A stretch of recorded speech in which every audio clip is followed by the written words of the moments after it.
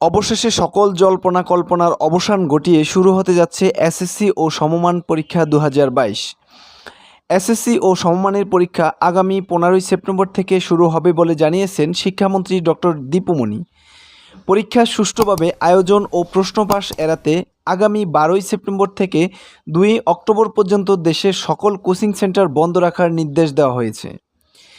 সোমবার পরীক্ষা সংক্রান্ত জাতীয় মনিটরিং ও আইন শৃঙ্খলা কমিটির সভা শেষে শিক্ষামন্ত্রী ডক্টর দীপু মনি এ তথ্য জানান।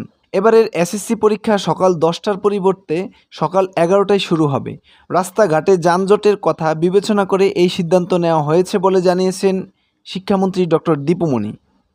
এবছর পরীক্ষায় অংশগ্রহণ করবে 20,21,868 জন শিক্ষার্থী।